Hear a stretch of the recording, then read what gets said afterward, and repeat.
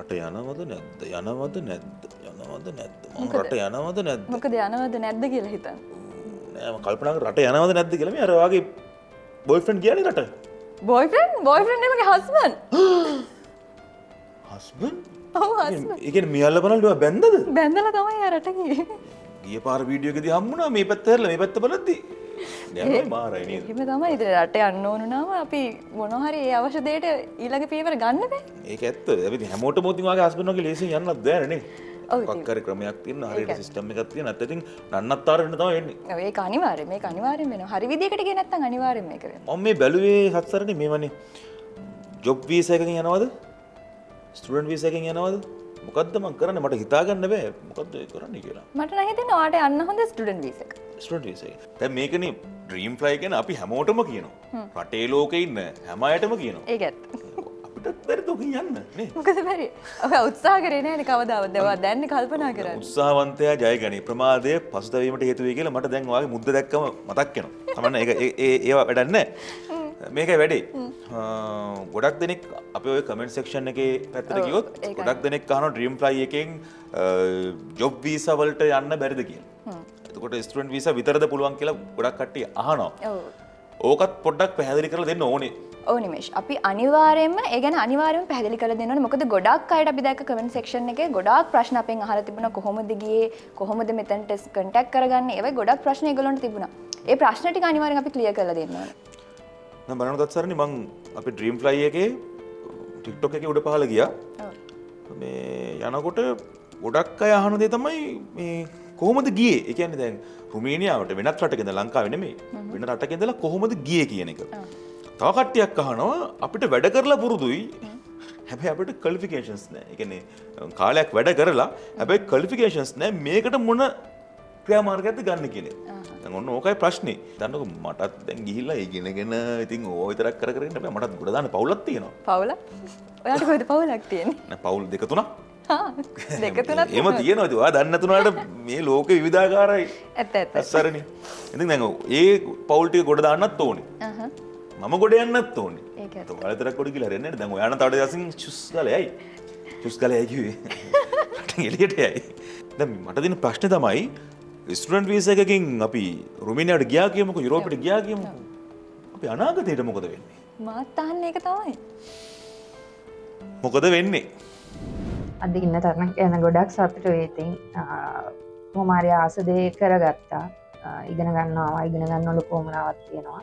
මොකද එහෙදී අත්විඳ දේවල් එක්ක ඩිග්‍රී එකක් නැතුව කොච්චර අමාරුවෙන් එතන හිටියද කියලා මම බලනකොට අද ඉන්න තැන ගොඩක් සතුටුයි. මම දුබයි වලින් රුමේනියාවට මං මේ ජොබ් එකක් කරන ගමන් එකේ අවුරුදු 5කට කිට්ටු කාලයක් හිටියයි.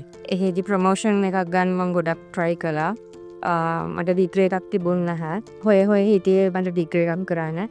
එහෙ කරන්න අමාරුයි ගණන් වැඩි ගොඩක්. ලංකාවට ගිහිල්ලා අපෝ ඩිග්‍රී එකක් කරලා එන්නත් අමාරුයි. තත්සරනේ කවුද මෙයා? මේ නිමේෂ අකිලා. ඔව් මේ පොඩි ප්‍රශ්න ටිකක් තියෙනවා මට දැන් මෙයා කිව්වා ඩිග්‍රියක් ගැන කිව්වා. එතකොට ඩිග්‍රිය කරන්න ෆයිනෑන්ෂලි ඉෂුස් ටිකක් තිබ්බා කියලා කිව්වා. සහයෝගය ලැබුණා කියලා කිව්වා. මට පොඩ්ඩක් මේක පැහැදිලි කරගන්න ඕනේ. ඔව් ඇත්තටම නිමේෂ දැන් අපි දන්නවා අපි කවුරුත් මිඩල් ඊස්ට් රටවල් වලට ඉක්මනටම යන්න පුළුවන් කියලා දන්නවා. ඉතින් ගොඩාක් අය ඒ යන්න තියෙන පහසුකම නිසා ඒ යන්න තියෙන මුදල් ප්‍රමාණය අඩු වීම නිසා හරි ඉක්මනට ජොබ් වීසා දාලා යනවා. ගොඩක් අය යනවා. ඉතින් එහෙම ගියාට සමහර අයට ඒ රට ඇතුලේ ඉගෙන ගැනීමේ අවස්ථාව අඩුයි. මොකද এডুকেෂන් කියන එක මිඩල් ඊස්ට් වල අපි ඩුබායි වල ගත්තොත් මෙයා ඩුබායි වලින් ගිහින් තිබුණේ. නමුත් ඒ රට ඇතුලේ යට ඉගෙන ගන්න පුළුවන් කොස්ට් එක බැලුවොත් කොස්ට් එක පොඩ්ඩක් හයි. හයි කොස්ට් එකක්. ලිවිං කොස්ට් එකත් පට්ට කොස්ට් එකක් නැති නේ. ඒවත් එක්ක ඉගෙන ගන්නවා කියන එක ගැන ඉතින් මේ ආයි කතා කරන්න දෙයක් නෑ. ඉතින් අර ඒ වගේ කෙනෙක්ට ඉගෙනීම කියන එකේ වටිනාකම දන්න කෙනෙක්ට ඒ අවස්ථාව කොහෙන් හරි හොයාගන්න එපා. ඉතින් එයා ගොඩාක් උත්සාහ කරලා තියෙනවා ඩුබායි වලින් ඉඳන් එයාගේ ඩිග්‍රී එකක් ෆලෝ කරන්න. නමුත් එයාට අවස්ථාවක් ලැබිලා නැහැ. ඉතින් ඒ නිසා තමයි එයා ඒ ගැන ගොඩාක්ම විශේෂයෙන් කියන්නේ එයාට ඒ අවස්ථාව හම්බ වුණේ මේ ඩ්‍රීම් ෆ්ලයි ආයතනයෙන් කියන එක. මොකද එයාට මිඩල් ඊස්ට් රටක ඉඳගෙන මෙහෙට ඇප්ලයි කරන්නත් මේ ඩ්‍රීම් ෆ්ලයි ආයතනය ගොඩක් උදව් වෙලා තියෙනවා නිමේෂ. මොකද වෙන රටක ඉඳන් එයා මේ ලංකාවේ තව ආයතනයක් එක සම්බන්ධ වෙලා තවත් රටකට යන්නේ. ඔව් ඒකයි තමයි. දැන් අපේ රටේ ඉඳලා යන්න කිව්ලත් කට්ටියට පාර වර්ධිනවා නේද? ඒක තමයි අනිවාර්යයෙන්ම කියන්න ඕනේ. ඒක අනිවාර්යයෙන්ම කියන්න ඕන දෙයක්. අනිවාර්යයෙන්ම එක වැදගත්ම කාරණාවක් තමයි අපේ රටේ ඉඳලත් ගොඩක් අයට වරදිනවා, ඒජන්සීස් වලට රැවටෙනවා. එහෙම තියෙනකොට මේ වෙනකොට එයා රුමේනියාවට ගිහිල්ලා ඉන්නේ නිමේෂ්. ඔව් දැන් මේ අකිලා ගොඩක් දේවල් ගැන ගොඩක් ප්‍රශ්න වලට උත්තර දුන්නා. දැන් ඔය අපේ කමෙන්ට් සෙක්ෂන් එකේ තියෙන ගොඩක් ප්‍රශ්න වලට උත්තර දීලා තියෙනවා මම දැක්කා. ඒකයි දැන් අපිට ඉස්සරහට බලා ගන්න පුළුවන් අකිලා අපිත් එක්ක කියපු දේවල්. ඔව්. මං ගොඩක්ම බැලුවේ හේ ජොබ් එකක් කරන ගමන්ම ඩිග්‍රී කරන එකෙල්ලට කරන්න අමාරුයි. එන්න තමා උනරටද ඩිග්‍රී එකක් කරන්නේ හැව්වේ. මං ගොඩක් සර්ච් කරා ෆේස්බුක් එකේම. මට විශ්වානිව තමයි මෙහෙම කන්ටැක්ට් කරගන්න හම්බුනේ. ඒත් එක්ක ගොඩක් කතා කරා මම මේකට ජොයින් වෙන්න කලින්. ඒත් එක්ක කතා කරලා ඊට පස්සේ එකත් කතා කරා. එම් කතා කරලා තමා මම ඩිග්‍රී ඇප්ලයි එකත් එක්ක ජොයින් වෙන්නේ. එතකොට නිමේෂ් අපි අනිවාර්යෙන් මෙතන මතක් කරගන්න තව දෙයක් තියෙනවා මේ ඩුබායි රට කියන රට ඇතුළේ ඉඳගෙන කොහොමද අකිලා රුමේනියාවට ගියේ කියන එක. ඔව් අකිලා ඒ කියන්නේ ලේසි නෑනේ දුබායි ඉඳලා රුමේනියාව වෙනවා කියන්නේ ලේසි දෙයක් නෙමෙයි. අකිලා කොහොමද ඒක කරේ ඉතින්? ඒක ඇත්තටම කියන්නේ මිඩල් ඊස්ට් රටක් කියන්නේ ගොඩාක් අපි දන්නවා රූල්ස් ඇන්ඩ් රෙගියුලේෂන්ස් ගොඩාක් වැඩි. ඒකට ඒ වගේ රටක ඉඳලා රුමේනියාව කියන රටකට යන්න මේ ඩ්‍රීම් ෆ්ලයි ආයතනයෙන් කොච්චර උදව්වක් වෙන්නේ නැද්ද කියලා හිතන්න පුළුවන්ද? ඉතින් රුමේනියාවේ ඉඳන් ඩ්‍රීම් ෆ්ලයි ආයතනයේ ඉන්න අපේ කණ්ඩායම ඩුබායි වල ඒ රජයත් සමග සම්බන්ධ වෙලා ඒ ඩොකියුමන්ටේෂන් වැඩ ඒ හැම දෙයක්ම හැන්ඩල් කරලා තියෙනවා. ඔව් අපේ සමහර කට්ටිය ඉන්නවා ලංකාවෙන් දැන් ඩුබායි හැන්ඩල් කරන කට්ටිය. හැබැයි මේ එහෙම ක්‍රමයක් නෙමෙයි මේක වෙනස් නේ. ඔව් මේක අනිවාර්යයෙන්ම. ඒක අනිවාර්යෙන් අපි කියන්න ඕන දෙයක් නිමේෂ. මොකද ලේසි රටක් නෙවෙයි ඩුබායි කියන්නේ මිඩල් ඊස්ට් රටවල් එක්ක හැන්ඩල් කරන එක ලේසි නෑ. එතකොට අපේ ආයතනය ඩ්‍රීම් ෆ්ලයි ආයතනය මේ හැමදේම ඒ වගේම තව දෙයක් තමයි මේ අකිලා ලංකාවෙත් හිටියේ නෑනේ. අකිලා හිටියේ ඩුබායි. එතකොට අකිලාගේ ඩොකියුමන්ට්ස් වැඩ කරන්න ඕනේ ලංකාවේ ඉඳගෙන. එතකොට මේ ලංකාවේ මේ හැමදේම කයා කියන්නේ එයාගේ අක්කයි අම්මයි කියලා එයාතන මෙන්ෂන් කරනවා. ඇත්තටම එයා මේ ලංකාවේ නැති එක ගැටලුවක් වෙලාම නෑ නේ. නෑ ගැටලුවක් වෙලා නැහැ කියන්න බෑනේ මේ. හැබැයි මොකද ඩ්‍රීම් ෆ්ලයි ආයතනෙන් ඒ වෙනුවෙන් මේගොල්ලන්ට මඟ පෙන්වීම කරලා තියෙනවා. මොකද ඩ්‍රීම් ෆ්ලයි ආයතනය තමයි මේගොල්ලන්ට ඩොකියුමන්ටේෂන් වැඩ කරද්දී කොහොමද කරන්න ඕනේ මොන ආයතනවලත් එක්කද සම්බන්ධ වෙන්න ඕනේ කියලා මේ අම්මව අක්කව ඒ පැත්තට යවලා තියෙන්නේ මේ ආයතනේ. මොකද අකිලා හිටියේ නෑනේ මේ රට ඇතුලේ. ඉතින් මේ දේවල් හරිම විශේෂයි නිමේෂ. අපි මෙන්ෂන් කරලා මේගොල්ලන්ට පෙන්වන්න ඕනම දේවල් තමයි මේ. මට මගේ ඩොකියුමන්ට්ස් මොකුත්ම හදලා තිබුණේ නැහැ. මම එකපාරටම තමයි ඩ්‍රීම් ෆ්ලයි එකත් එක්ක ජොයින් වුණේ. මුලින්ම මට මිස් කියලා දුන්නා කොහොමද ඩොකියුමන්ට්ස් ටික හදාගන්න ඕන කියලා. ඒ ටික මම මුලින් හදාගත්තා. මට ඒකත් ටිකක් ප්‍රශ්න තිබුණා මොකද මම ඩුබායි ඉඳන් ලංකාවේ ඩොකියුමන්ට්ස් හදනකොට අම්මයි අක්කයි තමයි ගොඩක් ඒවට උදව් බැලේ. ඒ ටික කරගත්තා. ඊට පස්සේ ස්ටෙප් බයි ස්ටෙප් මිස් තමයි හැමදේටම කතා කරන හැමෝම කියලා දුන්නේ. ඒ අතරේ සර්රුත් කතා කළා. සර්රුත් ආශය දේවල් කොහොමද වෙන්න ඕනේ මේ දේවල් යන් කියලා දුන්නා.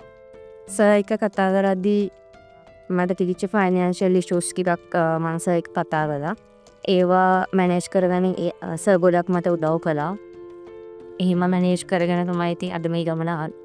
මුලින්ම ඇප්ලයි කරලා මාසෙකමාරක් විතර ගියා ඉන්ටර්වියු ඩේට්ස් එකක් එන්න. කොහොමහරි මාසෙකමාරක් විතර ගියා ඩේට් එක එන්න. ඊට පස්සේ රිසල්ට් එන්න ඒ වගේම කාලයක් ගියා. ඩ්‍රීම් ෆ්ලයි එකේ මිසොයි සර්වයි මෙහෙන් කතා කරලා ඊමේල්ස් දාලා එයාලා ප්‍රොසෙස් එක ස්පීඩ් කරන්න ගොඩක් try කරා. ඒ දේවල් කරගත්ත නිසා තමයි වීසා එක ගන්න හම්බුනේ. දැන් මේ ඒක නෙමෙයි වැඩි. මම බලනකොට මට එනවා තව බරපතල ප්‍රශ්නයක්. හරිද? දැන් ඉංග්‍රීසිත් පොඩ්ඩක් ඉතින් එහෙමටම නේ කොට දාගන්න අමාරු වෙන්නේ. එහෙම කිව්ද රුමේනියා ලැන්ග්වේජ් එක කතා කරන්න ගිහිල්ලා අනගන්න වෙයිද දන්නේ නැහැ. මං හිතන්නේ මොකද මේ ඩ්‍රීම් ෆ්ලයි ආයතනෙන් යන කෙනෙක්ට එහෙම බය වෙන්න ඕනේ නැහැ නිමේෂ. මොකද ඩ්‍රීම් ෆ්ලයි ආයතනෙන් යන ඕනම කෙනෙක්ට මේ ගියපු හැම කෙනෙක්ම බැලුවොත් අපි යන්න කලින් මේ ඩ්‍රීම් ෆ්ලයි ආයතනෙන් ෆ්‍රී ක්ලාස් එකක් කරනවා මේ රුමේනියාව සම්බන්ධ හැම දෙයක්ම. ඒ කියන්නේ දේවල් තියෙනවනේ. එයාලගේ කල්චර් එක තියෙනවා. එතකොට ලැන්ග්වේජ් එක පැත්තකින් තියෙමු ඒකත් ඕනේ.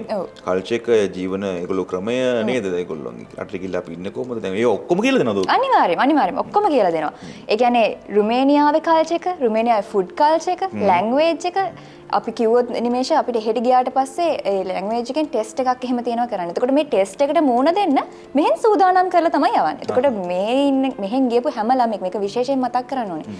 මෙහෙන් ස්ටුඩන්ට් වීසා ගිය හැම ළමෙක්ම බැලුවොත් අපි එහෙදි හොඳ ලකුණු ප්‍රමාණයන් වලට ගිහින් තියෙනවා. දැන් ඕකේ ලකුණු කීයද දෙන්නේ? ලකුණු 10න් දෙන්නේ. එතකොට ලකුණු 8ක් 9ක් අනිවාර්යෙන් මේ මට්ටමට ගියපු ළමයි තමයි ඉන්නේ. ඒකල හොයලා බලන්න පුළුවන්. ඉතින් කෝල් කරලා Dreamfly ආයතනයත් සම්බන්ධ කරගෙන ඕනම කෙනෙක්ට ඒ ගැන හොයලා බලන්න පුළුවන්. මටත් දැන් ලොකු හින නැහැ 10න් 10ක් වගේ තිබ්බනම් ඇති. මෙහෙට එට්ටි අපිට ඕන වෙන දේවල් කලින් නම් ප්ලෑන් කරලා තිබ්බා. ඒ කියන්නේ ප්ලේ ක්ලාස් එකක් එහෙම අපිට දුන්නා වීකෙන්ඩ් එකේදී. වීකෙන්ඩ් එකේදී ඉතින් ටයිම් මැනේජ් කරගෙන ඒවට පුළුවන් විදිහට ජොයින් වුණා. ඒ දේවල් මෙහෙට ආවට පස්සේ තමයි කියම්ට ගොඩක්ම වැදගත් උනේ. 10න් 8ක් තිබ්බා. ගොඩක් සතුටුයි ඉතින්.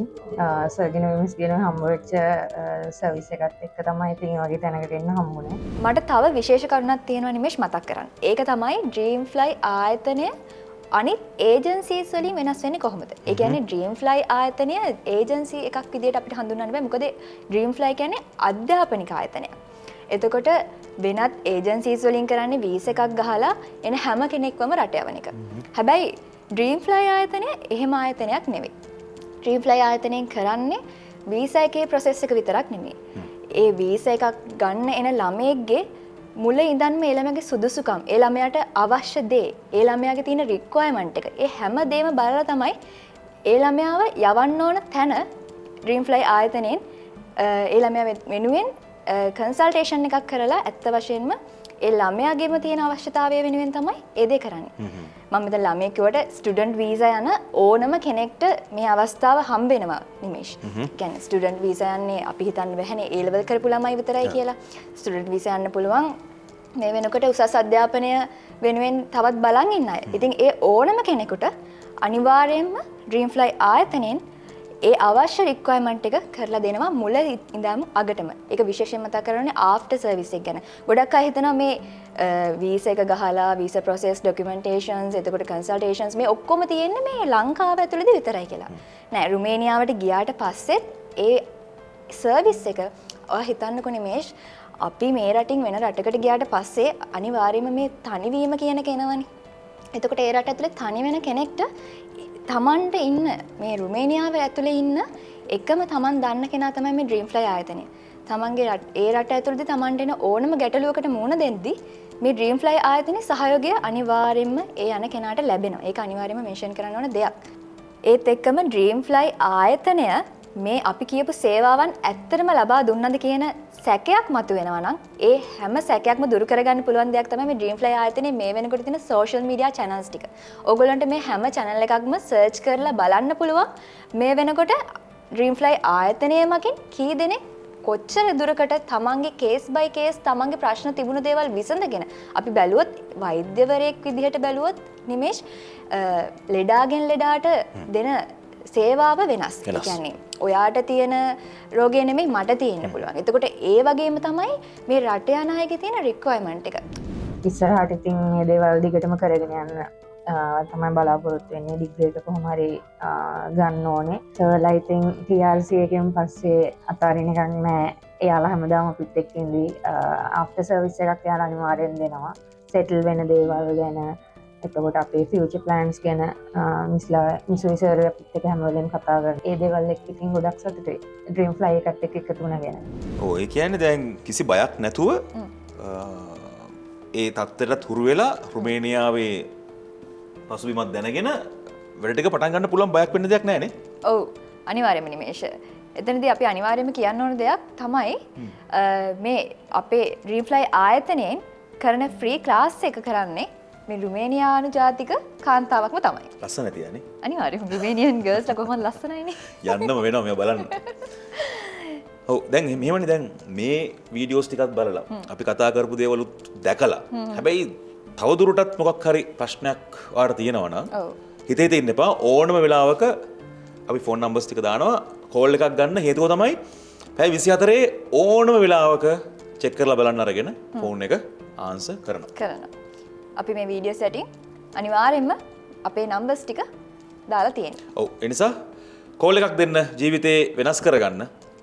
මං වගේම සත්සරණ වගේම ඔයාටත් හීන තියෙනවා කියලා දන්නවා. ඒ හීන හැමදාම වලල්ලා දාලා තියන්න එපා. ඒ හීන දිනන්න. ජය වේවා.